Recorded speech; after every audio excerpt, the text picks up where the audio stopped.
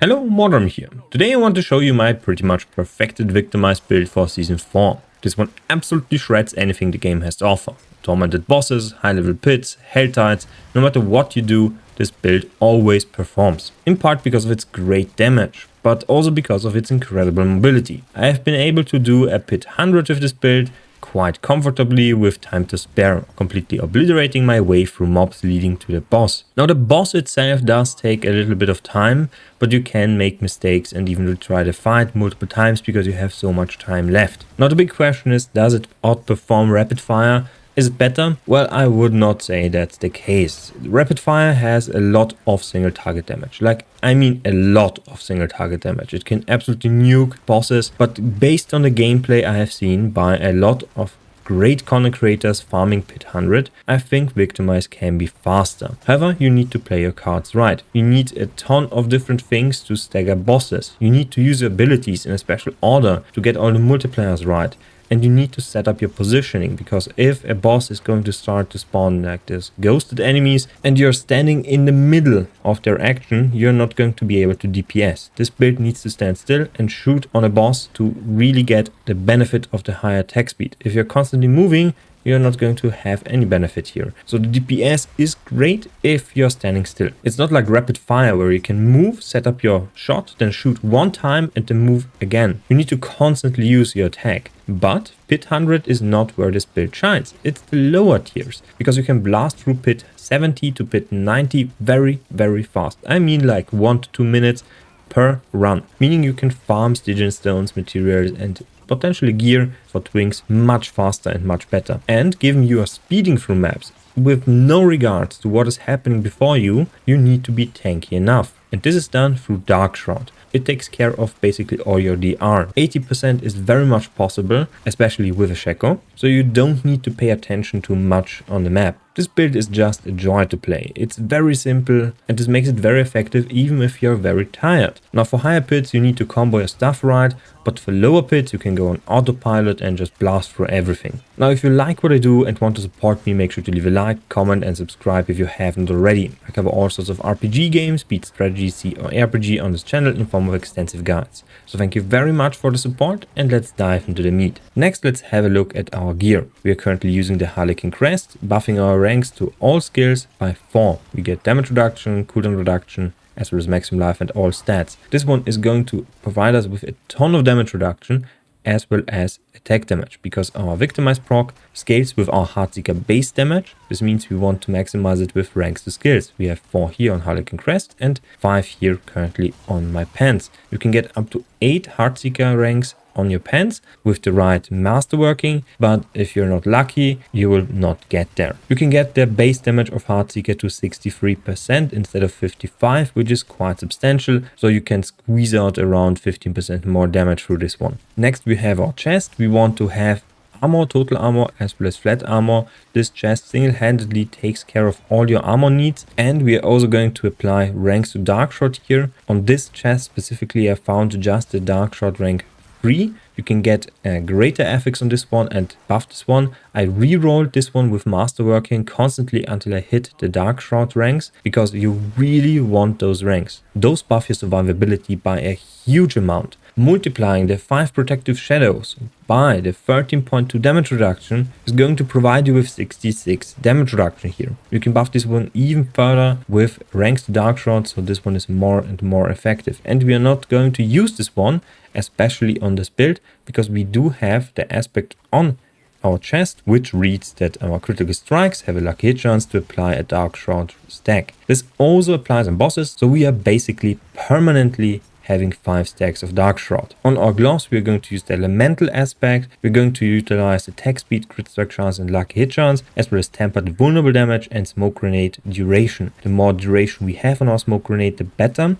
You want to have this one around the same cooldown, but because we are also using the hectic aspect on our pants, we are also resetting the cooldown of smoke grenade constantly, especially with the upgrade to lucky hit chance on the smoke grenade. So we have basically 100% uptime on basically every single enemy and pack we can counter. This one is crucial.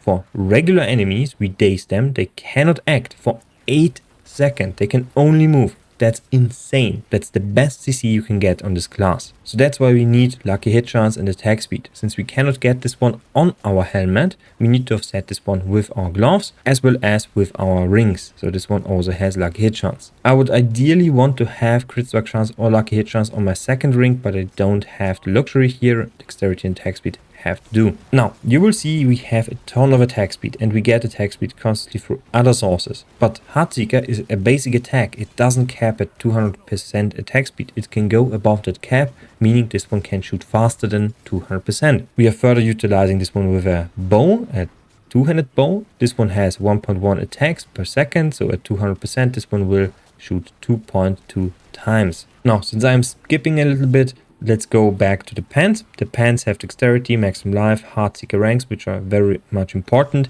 smoke grenade cooldown reduction, and shadow resistance. Why do we have shadow resistance on our pants? We cannot cap it otherwise. We need the singular roll of shadow resistance to cap our resistance with a topaz, a ruby, and a diamond gem in our jewelry. Now, once this is taken care of, we can look at the gems inserted in our gear. So on Harlequin Crest, on the chest, and in our pants, we have 4 emeralds. Those provide us with 400 dexterity, but we also utilize 1% maximum life here. This percentage maximum life gem will provide you with around 3 to 4k life if you're not completely capped. So we are currently running around with 36.782 life, which is pretty damn good. You will survive basically anything that's coming your way. You can even survive Lilith. So the ghosted Lilith in pit 100 hitting you 1 time, 2 times.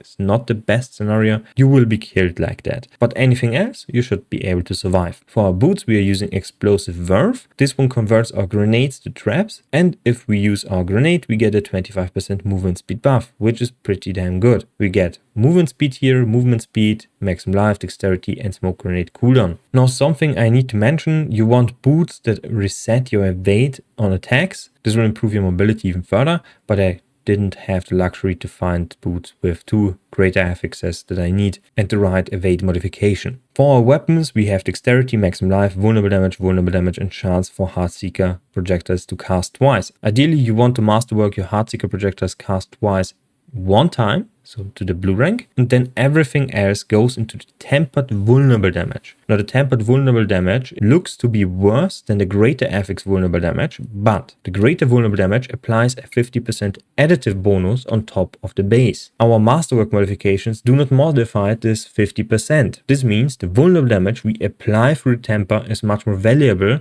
if we apply the masterwork on it. So you want to ideally get the yellow masterwork, so 2-time masterwork, on the vulnerable damage on your bow on the tempered section. This also applies for your other weapons. So you want to have swords for crit strike damage with dexterity, maximum life, vulnerable damage, and caltrop size. And for the other sword, the same stuff, except we want caltrop duration. Now, you can see we have Heartseeker here, because I am currently not capped on Heartseeker projectiles cast twice.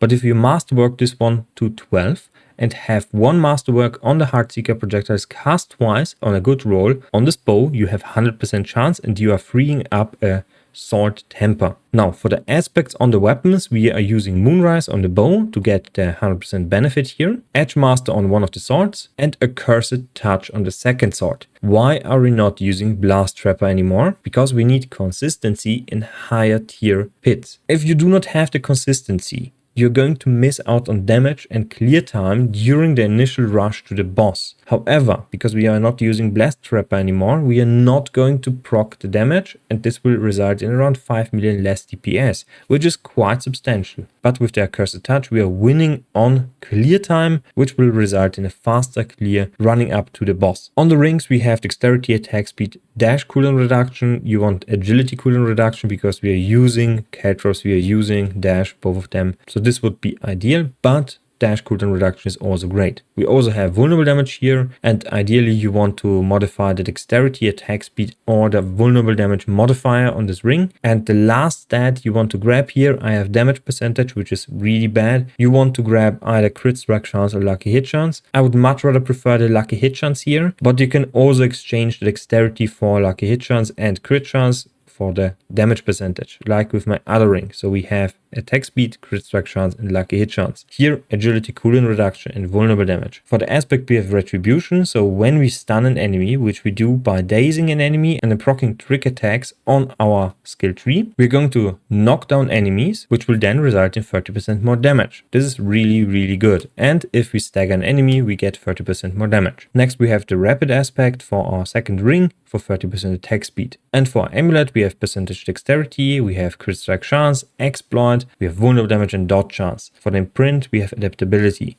Now the amulet can also roll multiple passives, like for example exploit or weapon mastery or any of the other damage modifying stuff like malice. Now exploit seems like a good idea at first. You get 6% per point, so we are dealing 24% more damage versus a healthy or an injured enemy. So the first 20% and the last 35%. This means for 45% we deal less damage. However, let's think this through. We have 24% divided by 2, that's 12. Malice will get 3% more damage per rank. Weapon Mastery will get 3% more damage per rank versus vulnerable enemies. This means it comes out around the same, but Exploit applies versus healthy targets when we are clearing the map. This makes Exploit the best one because we can burst enemies into the injured range, apply the damage multiplier again, finish them off. This is much better during clears and comes out the same for bosses. Next up, let's have a look at the skill tree. We pick up Heartseeker with the upgrades to Enhanced Heartseeker and Primary Heartseeker. This will now allow Heartseeker to ricochet and will buff our attack speed as well as crit strike chance. Next, we pick up Sturdy for close damage reduction and siphoning strikes. The additional survivability from siphoning strikes is major. You get chip damage quite often, and healing for 736 alive at the current rate is going to benefit you greatly during the clear. You don't need to use your potions and can save them for the boss fight. Sometimes you will run into the boss fight with less health potions, and this will be not beneficial to the run. So with this one we heal, and it's less tedious and less likely that you will be getting one shot. If we reduce our maximum life by 20% because we don't heal their chip damage, we are most likely getting one shot by some enemies. Next we have Rugged for damage reduction versus overtime effects. This is especially good versus poison damage. Poison damage is the bane of my existence. I hate it, and your health globe is going to be green constantly.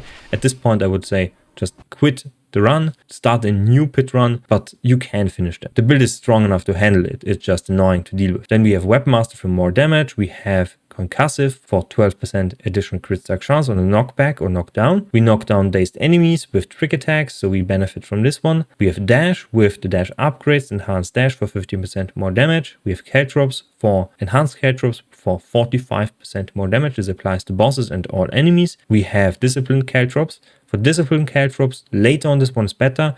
Early on, Methodical Caltrops is better. Once you have the freeze chance on your gear, you don't need Methodical Caltrops anymore, and you can go with Disciplined Caltrops for 10% additional crit strike chance. So we are now looking at 22% additional crit strike chance. In the next cluster, we pick up Dark Shroud with the upgrades. So this one is giving us a ton of DR and 8% additional crit strike chance. So we now have 30% additional crit strike chance, and we are at 72%. Next up, we pick up Concealment for an unstoppable buff and movement speed buff. You do get the stealth benefit, but it's much more important to have the unstoppable buff. If you get stunned, you can get out. Then we have Smoke Grenade, our bread and butter skill. We apply this one to basically all enemies we want to prioritize. This means all elite enemies. You can throw this one on elite enemies and then pick out the enemies with the small shield that's giving everyone DR. By the time you're finished with this enemy, you can throw another smoke grenade and then nuke the elite enemies. This will buff our damage, and we are also going to reset the cooldown constantly with countering smoke as well as the hectic aspect. Next we pick up Exploit as well as Malice for more damage. In the next cluster we pick up Frigid Finesse for 15% more damage versus chilled enemies and frozen enemies. Frozen enemies are also applying the chill debuff on enemies. This means we deal 30% more damage versus enemies we freeze with our lucky hit. Next we pick up the Shadow Clone for double damage and Haste for 15% movement speed. And lastly, our Victimize proc is around 1.4k, which is pretty damn good, but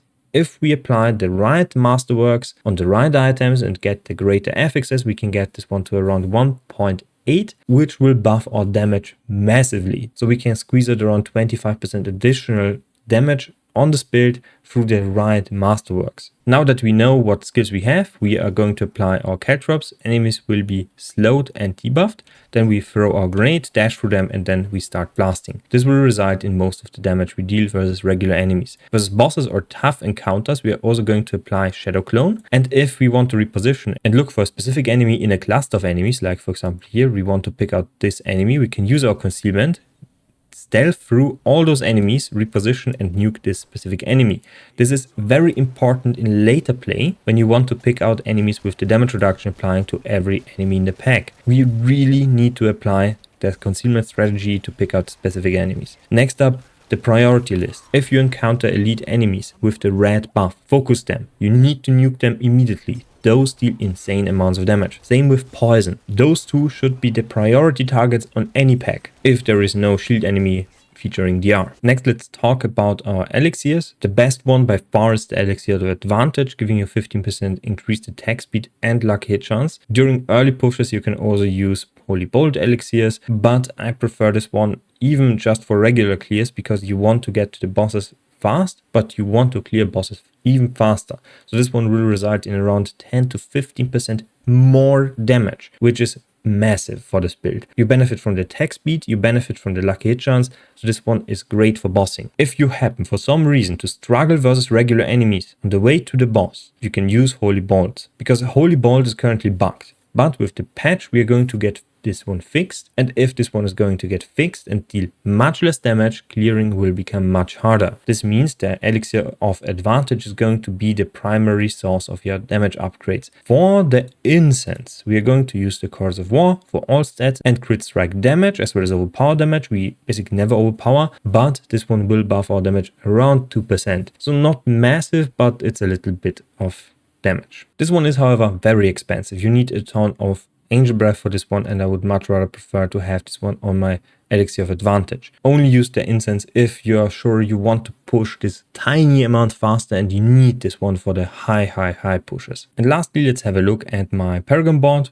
We're going to use the control glyph right in the start. We're going to pick up the cluster for health and resistances here and damage here. We have skillful, intelligence, modifiers and armor here. The glyph we are only going to unlock with 29 to 25. Next up is expert weakness. We are going to pick up ranger and unlock this requirement, which will give us 10% reduced damage taken while we wield a bow. We are constantly shooting, so this one is great. We get damage here and potion healing. Next we go north and unlock the next board. We want Ley Runner's Instinct, but we don't pick up the note here. Instead, we want to unlock this specific glyph for Pride. We get a ton of resistance here. We also get poison resistance and a ton of health here on the board. Then we unlock the next board, which is No Witness. We only want this one for the dexterity chip here, and we get maximum life, 8%. This is great for the build, but we're not going to fill out the last dexterity right here. This would be a waste of points. Then we move down to the exploit weakness board and then unlock the deadly ambush board, which will present us with additional poison resistance and maximum life. Then we unlock deadly ambush, which is a more multiplier versus trapped enemies. Our grenades are traps, so we are always benefiting from this one. We pick exploit here. Exploit is going to be a massive boost to the damage of this build, so we want to pick every single strength node we can apply here. That's 85%